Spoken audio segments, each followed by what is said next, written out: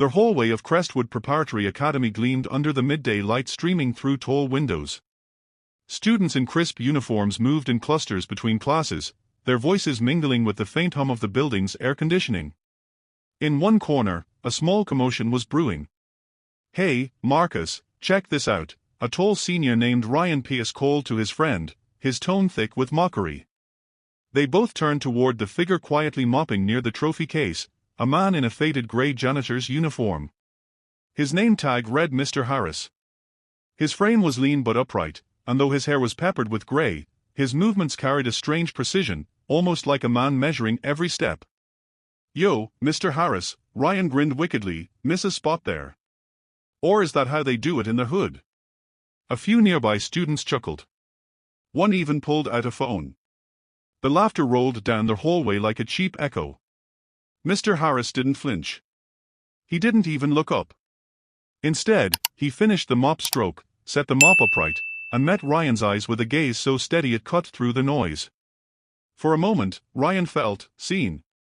Exposed. But the moment passed.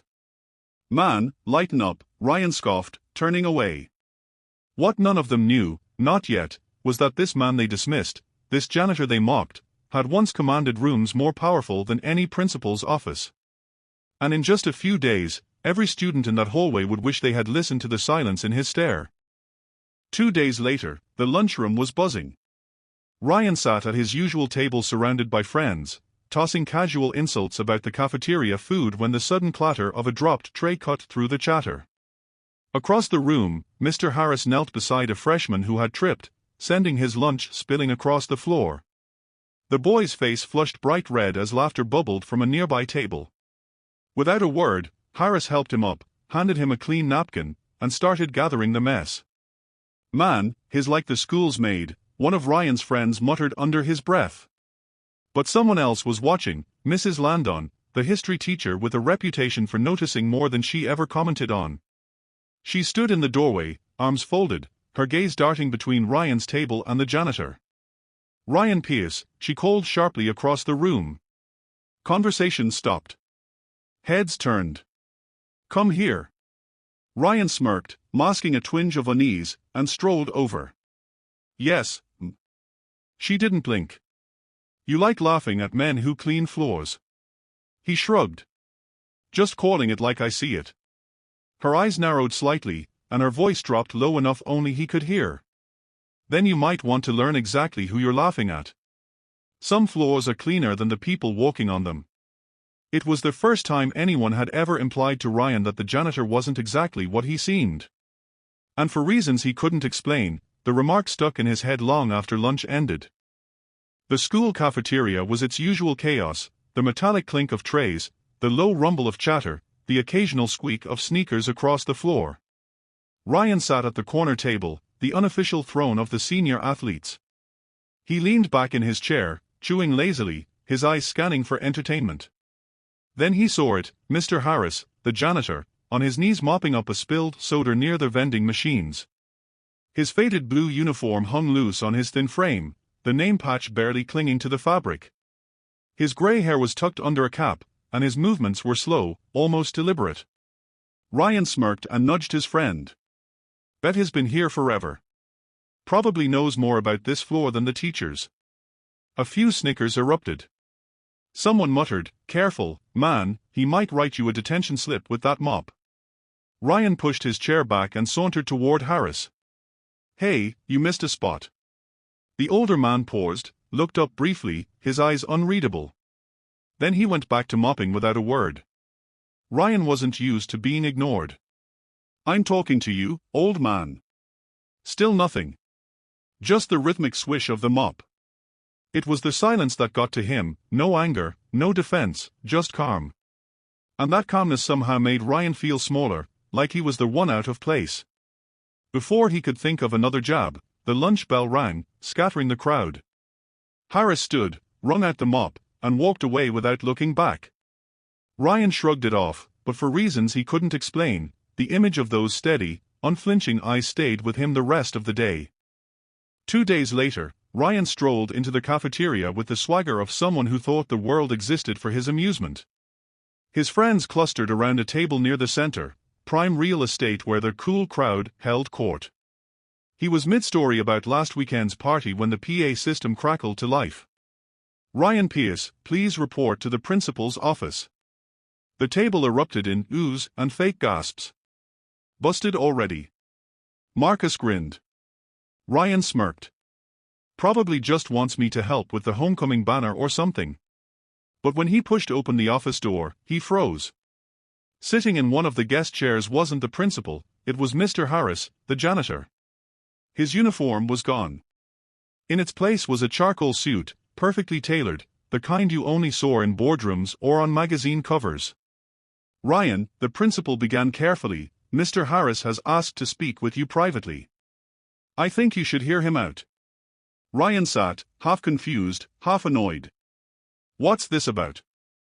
Mr. Harris's eyes were steady again, but this time there was something else, a spark, like someone who knew a secret and was deciding whether to share it. "Let's just say," Mr. Harris said slowly, "I see potential where others see attitude.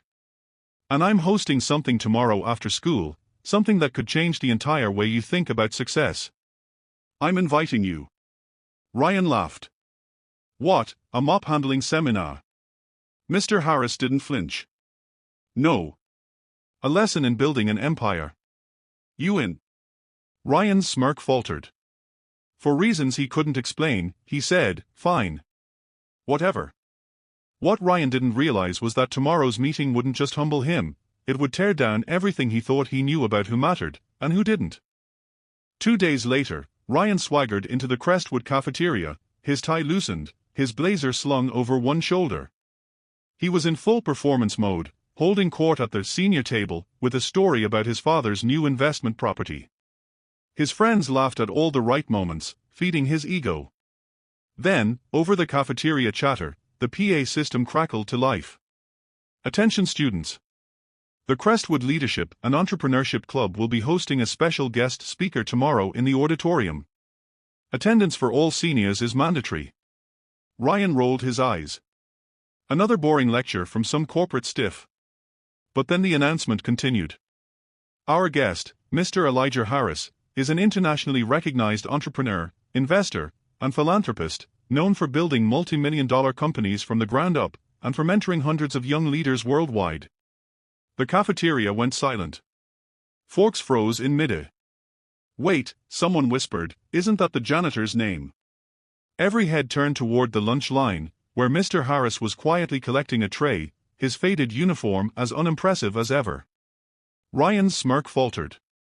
"That can't be him," he muttered, but the words lacked their usual bite. Mr. Harris walked past their table without a glance, his tray balanced in one hand. But as he passed, he stopped just long enough to set a single folded note in front of Ryan. No words. Just a calm, measured step away. Ryan stared at it before unfolding the paper. Inside, in neat, steady handwriting, it read, "We all mop floors in life, Ryan. Some just learn to clean more than dust." Ryan didn't understand it yet. But tomorrow, in front of the entire senior class, he would. The next day, the Crestwood auditorium buzzed with chatter. Seniors slouched in their seats, some scrolling through their phones, others speculating whether the janitor was really the international entrepreneur mentioned yesterday. Ryan sat near the front, arms crossed, his trademark smirk firmly in place, though there was a flicker of unease behind it. The principal stepped up to the podium.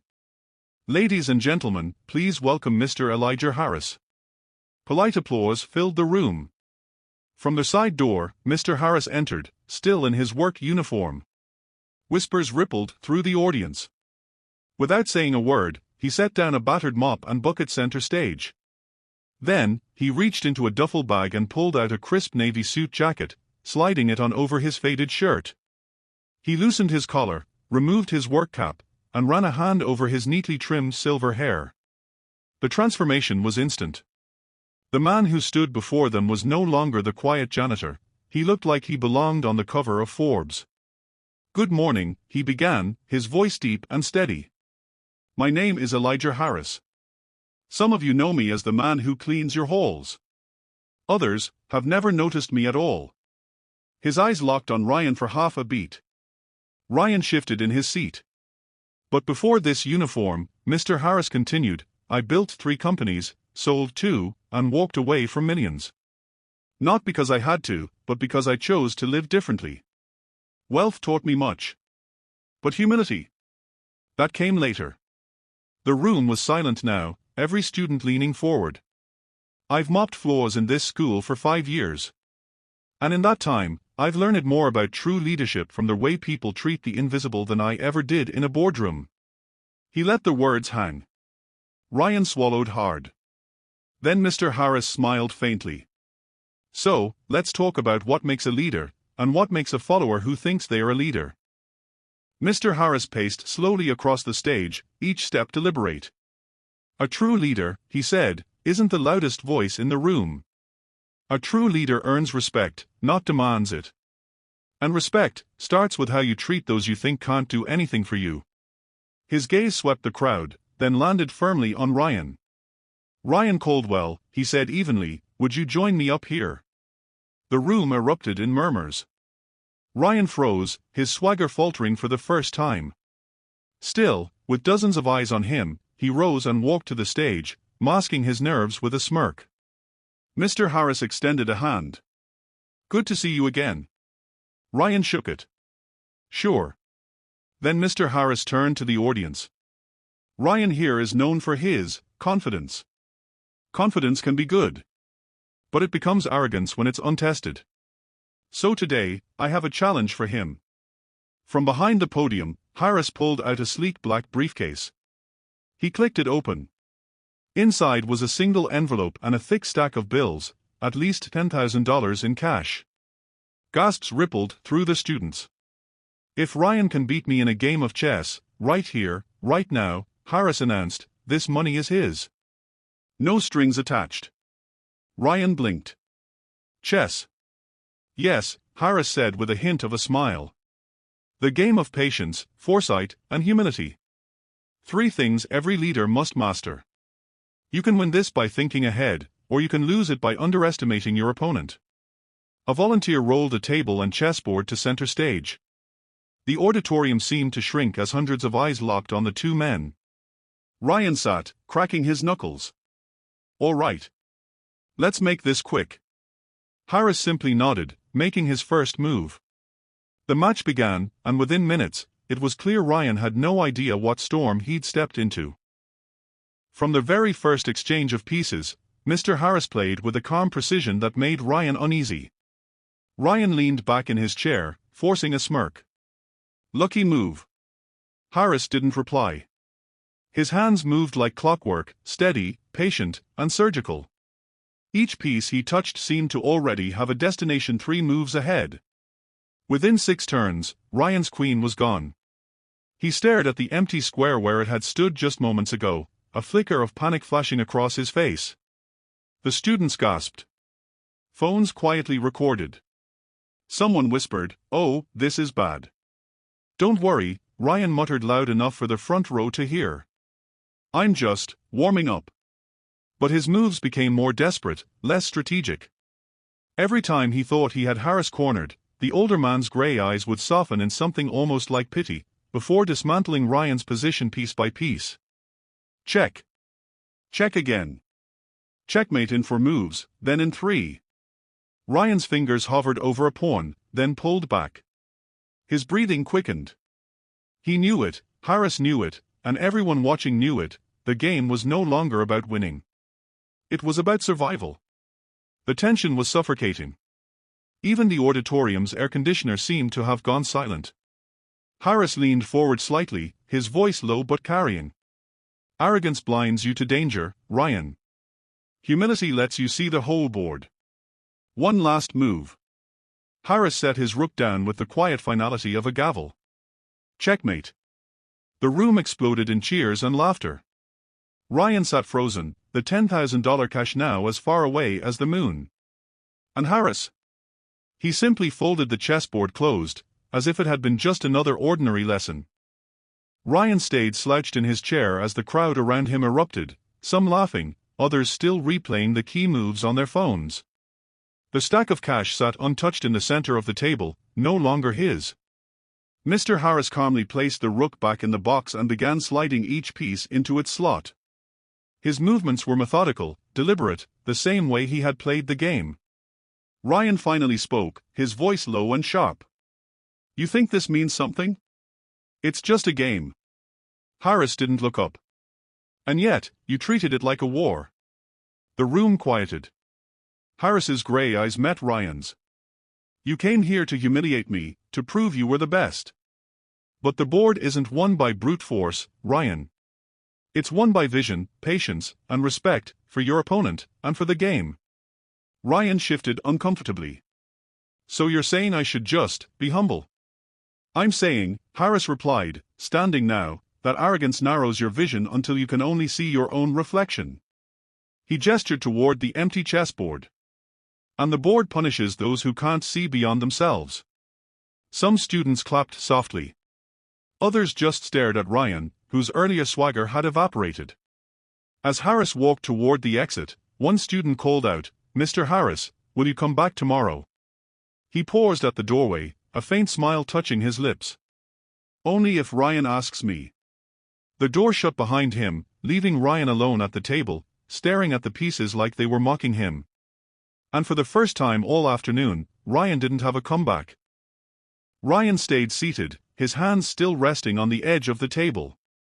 The chatter of the spectators was louder now, no longer whispers but a steady stream of comments, laughter, and sly jabs. "Guess the king just got checkmated," one boy quipped, earning chuckles from the back of the room. A girl near the front pulled out her phone. "Hold still, Ryan, this is going straight on Insta. Hashtag, humbled by Harris." Ryan swatted the phone away. "Delete that." But his voice didn't carry the same edge as before. It wasn't anger anymore, it was something closer to embarrassment, even shame. Malik, who had been leaning against the wall the whole time, finally pushed forward through the crowd. He put a hand on Ryan's shoulder. "You know, you could have just played him without all the trash talk. Might have gone different." Ryan shook his head. "Wouldn't have. He saw everything. Every move I thought of, he was already there." A voice came from behind them, one of the younger kids who had been glued to the game from the start. "That's what makes him a master. He plays the board, not the man." Ryan looked up sharply at that, as if the phrase struck him somewhere deep. The younger boy didn't flinch. "You should ask him to teach you." The crowd went quiet again, waiting for his answer. Ryan opened his mouth, then closed it. He glanced toward the door where Harris had walked out, and for the first time in a long while, Ryan didn't feel like the biggest person in the room. The door to the courtroom-turned-chess arena swung gently on its hinges, letting in a faint breeze. Harris was already halfway down the corridor, his gray hair catching the overhead lights like silver threads. Ryan stood, his legs feeling heavier than they should. The crowd parted instinctively, giving him a clear path, but no one spoke. They all seemed to know this wasn't about the game anymore. Malik raised an eyebrow. "Well? You gonna keep walking tall, or are you gonna walk right?" Ryan exhaled slowly, his pride still wrestling with the gnawing truth inside him. Each step toward the exit felt like another piece of his ego crumbling away. By the time he reached the hallway, Harris was already at the elevator. "Wait," Ryan called out, his voice echoing faintly. The older man turned, his expression unreadable. Ryan swallowed. "I want to learn. From you." Harris studied him for a long, silent moment. Then, instead of smiling or gloating, he simply nodded once. "Show up tomorrow. Same time." The elevator doors slid shut, leaving Ryan alone in the hallway. Back in the chess room, the crowd had already started buzzing again, but this time, their voices carried a different tone. No more mockery. Just curiosity. Malik leaned in the doorway, watching his friend return. "Guess we'll see if you can handle losing more than once." Ryan smirked faintly. "If it makes me better. I'll take the losses." And for the first time in years, the words didn't taste bitter. The next day, the chess corner was quieter. No roaring crowd, no jeering spectators, just the smell of fresh coffee drifting from the cafe nearby. Ryan arrived early, his hoodie pulled over his head, chessboard tucked under his arm like a schoolbook. Harris was already there, arranging pieces with the slow, deliberate care of a man who believed every move mattered. "Sit," Harris said, without looking up. Ryan obeyed, the plastic chair scraping the floor. He expected a lecture, maybe some philosophical nonsense about life and patience. Instead, Harris slid a single pawn toward him. "Move it," the old man instructed. Ryan frowned. "That's it." "That's it," Harris replied. For the next 10 minutes, they did nothing but move that pawn back and forth. Ryan's hands grew restless, his mind itching for action. Finally, he blurted out, "This isn't chess, this is." Harris' gaze snapped up, sharp as a rook's straight line. "It's the foundation. You think the game is about kings and queens? It's about pawns. Learn them, and you'll learn control. Ignore them, and you'll lose, every time." Ryan sank back, realizing that this wasn't going to be about flashy moves or quick victories. As they continued, Malik wandered in and leaned on the wall, smirking. "So, you're paying for pawn lessons now?" Ryan didn't even look up. "I'm investing." For the first time, Harris allowed the faintest smile to touch his lips. 2 weeks later, Harris decided Ryan was ready for his first real test. They sat across from each other in the chess corner, the board already mid-game. Harris had constructed a position that looked harmless, a few scattered pawns, both kings safe, no obvious danger. "Your move," Harris said. Ryan studied the board, confident he could outmaneuver this setup. He advanced a knight, grinning. Harris didn't react. Instead, he moved his bishop, and suddenly Ryan's queen was under attack. Ryan's grin faded. "Wait, what?" "That's how it happens," Harris said calmly. "The trap isn't the move you see. It's the move you don't." Ryan scrambled to protect his queen, shifting his rook to cover her. Harris instantly slid another piece, forcing a trade that left Ryan's entire flank exposed. Within 5 moves, it was over. Checkmate. Ryan dropped back in his chair, frustrated. "You set me up." Harris leaned forward, his voice low but deliberate. "No, the board set you up.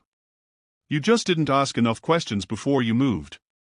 Ryan stared at the board, the sting of defeat mixing with the itch to understand.